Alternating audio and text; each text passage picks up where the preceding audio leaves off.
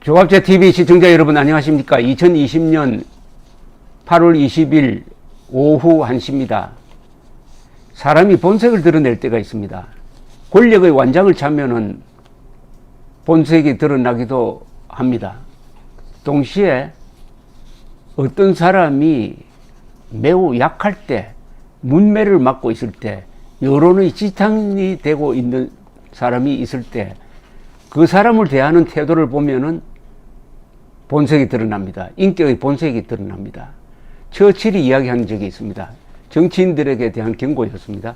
어느 정치인이 인기가 떨어진다고 해서 그 사람을 감옥으로 보내는 것은 이것은 신사가 할 짓이 아니다.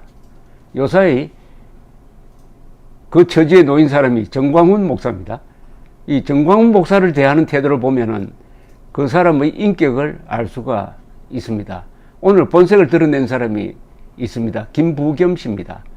김부겸 더불어민주당 지금 당대표가 나오겠다고 한 사람인데, 이 사람은 그쪽 동네에서는 비교적 온건하고 합리적이고 비교적 오른쪽에, 그쪽 기준으로는 비교적 오른쪽에 서 있는 사람으로 알려져 있습니다. 2016년 총선에서 김문수 씨를 꺾고 대구에서 당선이 되었습니다. 지난 총선에서는 낙선했습니다. 그런데 이분은 또 정치 행로를 보면은 운동권 출신인데, 이 국회의원 당선은 한나라당입니다. 그러니까 미래통합당의 전신이죠. 한나라당 국회의원으로 당선이 되었다가 노무현 대통령이 등장하니까 그쪽 정당으로, 열린우리당으로 간 사람입니다. 그것도 뭐 참고할 만합니다. 그러나 어쨌든 그 인상이라든지 말하는 게 그쪽 동네 기준으로는 상당히 온건한 사람인데, 오늘 드디어 본색을 드러냈습니다. 페이스북에. 인간으로 해서는 안 될 이야기입니다. 이거는 정치인으로 해서 안 될 이야기인 것은 물론이고, 이런 이야기, 이런 글을 쓰면은 평생 낙인이 됩니다. 그러니까 본색을 드러낼 때는 조심을 해야 되죠. 페이스북에 올린 글입니다. 정광훈 목사와 사랑제일교회 신도를 위시한 광화문 집회 주최자들은 사실상 테러 집단이래요. 테러 집단화한 극우 세력을 정부가 직접 통제해야 한다고 말했습니다. 테러 집단이라고요? 그러면 그때 폭탄 들고 나온 사람 있습니까? 칼 들고 나온 사람 있습니까? 아니면은 혹시 신라 통까지 와가지고 분신 자살을 하겠다고 한 사람이 있습니까? 정광훈 목사가 주도하는 집회는 다 아시겠지만 항상 평화적으로 이루어지고, 그리고 집회가 끝나고 나면 쓰레기가 하나도 없습니다. 그건 다 인정될 수 있는 사실 아닙니까? 저강도 전쟁이 있듯이 이들은 저강도 테러를 기도했다. 유사점이 하나 더 있다. 종교 세력을 배경으로 하고 있다는 점이다. 이들은 우리 국민의 인내 수준을 넘어서고 있다. 참고로 이 이력서에 보면은 김부겸 씨는 기독교 신도로 되어 있습니다. 아니, 기독교 신도 입장에서 사랑제일교회를 그렇게 볼 수 있을까? 테러 집단을 볼 수 있습니까? 그러면은 예수도 김부겸 씨 눈에 혹시 이 테러 집단, 마르틴 루터도 테러리스트로 보이는 게 아닐까요? 김 전 의원은 이렇게 또 이어갑니다. 여러분은 자신과 이웃을 숙주 삼아 바이러스의 확산을 조장하는 일종의 생화학 테러 집단이 아닌가?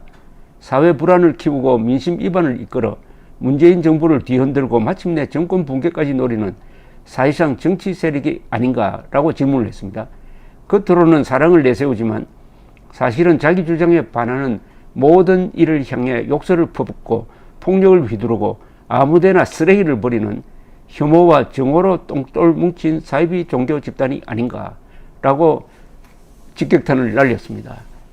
여기서 우선 사실과 다른 걸 제가 한번 짚어보겠습니다. 바이러스의 확산을 조장한다는 것은 사실과 다릅니다. 사랑제일교회는 확진자가 발생하자 나름대로 최선을 다해서 방역당국과 협조를 했다고 봅니다. 저는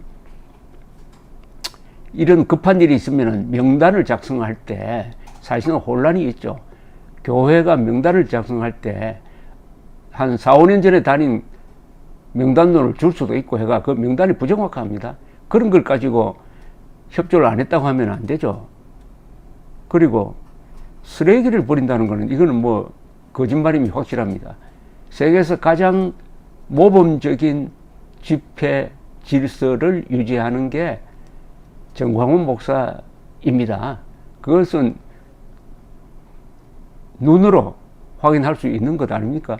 오히려 감동적이기까지 합니다. 어떻게 이렇게 수십만 명이 모였는데 쓰레기 하나 없느냐? 저 어제 일본의 거리를 걷는 그런 기분이 듭니다.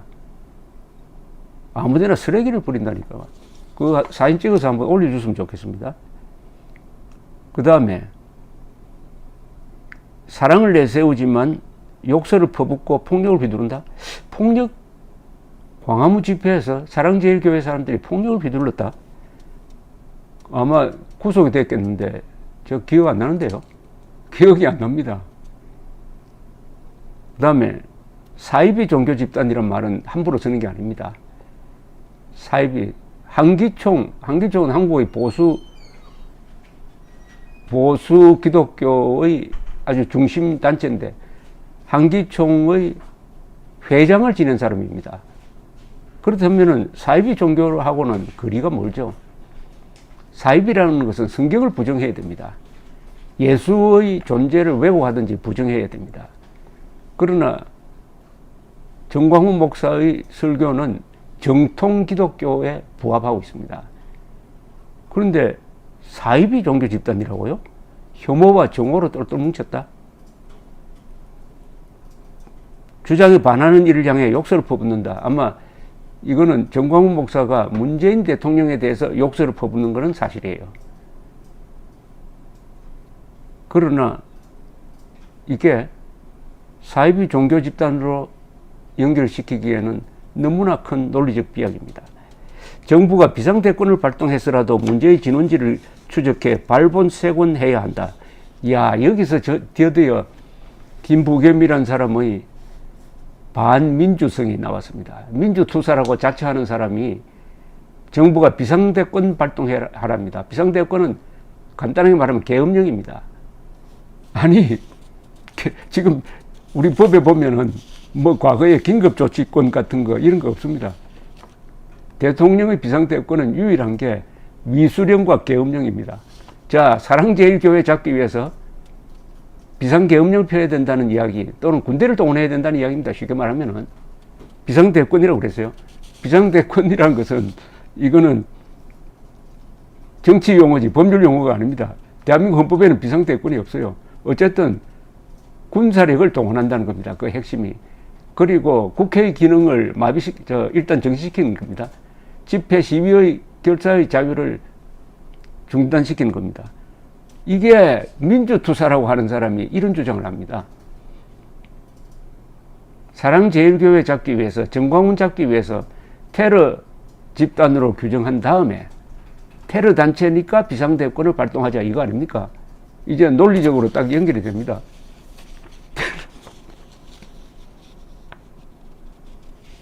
그래서 제가 항상 한국의 민주투사를 감별할 수 있는 제일 좋은 방법이 있다고 여러 번 주장을 했습니다.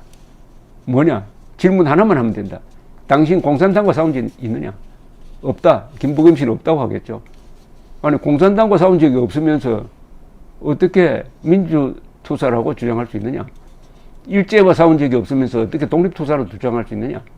대한민국의 민주주의는 공산당과 싸워야 지켜낼 수 있는데 공산당과 싸우지 않고 민주투사라고 하니까 그 사기 아니냐?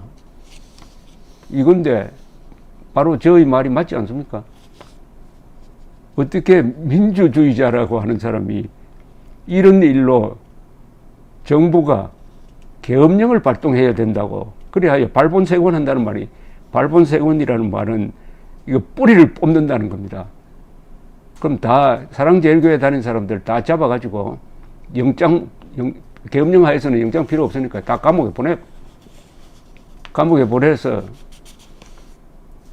세고 난다니까 아예 아우슈비츠 보낸 사람들처럼 유대인처럼 싹 정리하겠다 이 말 아닙니까? 이 정권이 쓰는 적폐청산이란 말이 그런 뜻입니다. 문재인 정권이 말하는 적폐청산할 때 그 적폐가 뭐냐? 두 가지로 해석할 수 있습니다. 문제를 제거하는 거, 제도를 개선하는 거, 아니면 사람에다가 적폐를 붙여가지고, 적폐라면 쉽게 말하면 쓰레기입니다.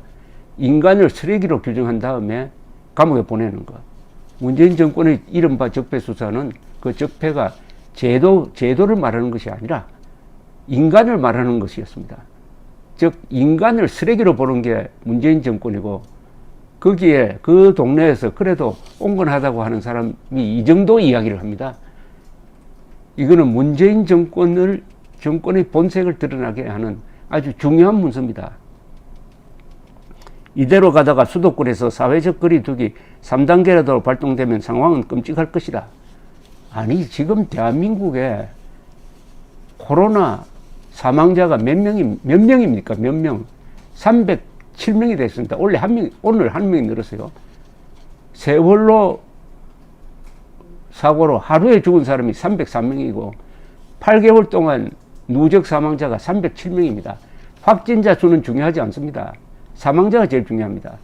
하루에 사망자 한 명 나올까 말까 합니다. 그런데 지금 이 정부가 이걸 핑계로 대가지고 마음대로 돈 쓰고 마음대로 국민들 뒷조사하고 전화 추적하고 그리고 마음대로 결혼식도 못하게 하고, 아니 이런 수가 있습니까? 신종 독감이 유행한다고 결혼식 못하게 하는 나라 있습니까? 이게 전체주의입니다. 이게 전체주의. 아니 신종 독감입니다. 이 코로나. 지금 사망 통계가 있어요. 사망 통계 보면은 한국에서 1년에 독감으로 기인한 질병으로 죽는 사람이 2,400명입니다. 2,400명. 지금 307명입니다. 적어도 코로나보다 6배, 7배 치사율이 높은 독감입니다. 그런데 독감 유행한다고 결혼식 중단시킨 적이 있느냐 이겁니다. 과잉 대응입니다. 이 정권이 코로나를 핑계대 가지고 총선 때 잘 써먹고 지지율 떨어지니까 8.15 집회를 계기로 해가지고 정광훈 목사 세력을 테러 집단으로 몰아가지고 비상대권에 준하는 국가 권력을 마음대로 이용해가지고 개인의 자유를 침범하고 헌법 10조의 기본권을 침해하는, 사생활을 침해하는 이런 짓을 하고 있는데, 바로 그 동네에서 그래도 온건하다는 사람이 이 정도 이야기를 하니까 그 주류 세력은 뭘 지금 꿈꾸고 있는 겁니까? 위협은 구체적이고 파국은 우리 앞에 와 있다. 항상 서너문 많이 쓰는 사람이 하는 문장입니다. 이처럼 뒤따라가며 문제를 해결하려 하다간 문제가 더 커질 뿐이다. 사법당국을 비롯한 정부의 결단을 국민과 함께 간절히 촉구한다. 간절히 촉구한다. 피냄새가 납니다. 인간이 해서는 안 될 이야기를 했습니다. 정치인이 해서는 안 될 이야기를 했습니다. 이 글 하나가 앞으로 죽을 때까지 김부겸 씨를 따라다닐 겁니다. 피냄새가 나. 이런 사람이 완장을 찰 때, 권력의 완장을 찰 때 무슨 일이 벌어질지 1950년에서 53년 사이 한반도 상황을 기억하면 답이 나옵니다. 감사합니다.